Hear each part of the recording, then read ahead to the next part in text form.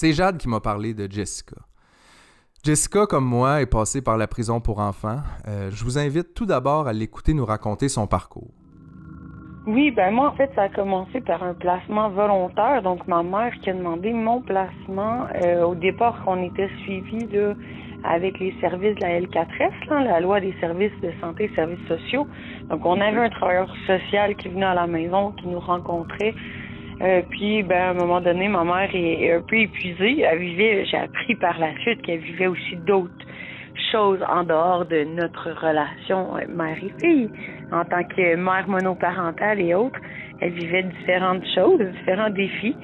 Donc, moi, j'avais aussi des problèmes de comportement, comme ils aiment bien appeler ça. Donc, l'école me renvoyait souvent. J'avais des problèmes de comportement à l'école parce que j'étais en réaction, en fait, à ce que je vivais chez mon père. J'étais témoin d'une violence conjugale de la part de ma belle-mère sur mon père. Okay. Donc, ça me faisait réagir. Ma mère, à bout de ressources, à bout de souffle, a décidé de demander mon placement. Donc, j'ai été placée au départ dans une première famille d'accueil pendant à peu près 1 mois et demi. Jusqu'à temps que, la famille d'accueil décide de me sortir de là pour m'envoyer. À l'époque, il y avait ce qu'on appelle les familles d'accueil de réadaptation.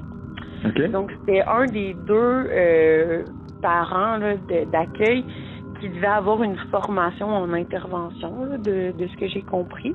Donc, moi, en l'occurrence, c'était le monsieur qui était éducateur en centre jeunesse, qui avait une famille d'accueil. Donc, je suis allée vivre là pendant 1 an et demi de temps. Ça a super bien été. Je me suis épanouie. Il y avait d'autres enfants aussi de mon âge. C'est sûr que j'ai été déracinée. J'étais pas du tout dans le même quartier. Là, j'étais très loin. Okay. Puis j'avais aussi dû changer d'école. Puis après, ils ont décidé de me retourner à la maison parce que ça allait mieux de mon côté. Mais ça a pris moins d'1 an, je te dirais 10 mois là, avant que ma mère redemande mon placement.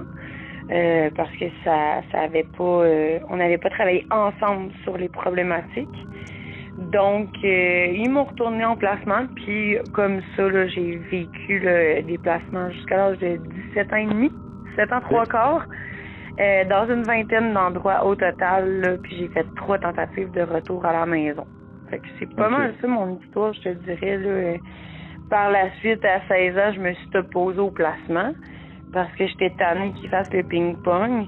Et là, j'ai eu un placement ordonné à majorité à ce moment-là. Puis à 17 ans et 3/4, ils m'ont donné mon émancipation. J'ai pu partir en appartement à ma demande. J'écoute Jessica parler, puis encore, je trouve que je l'ai pas eu si pire. Je peux pas imaginer avoir passé plusieurs années de mon adolescence dans le système. Charroyé d'un bord puis de l'autre de même, me semble, c'est pas normal que ça arrive si souvent. Pour en savoir plus, abonnez-vous à Total Idiot sur Patreon. Ayez accès à un épisode par mois avant tout le monde, plus des bonus, des extras, du plaisir, de la vie. Total Idiot, c'est oui.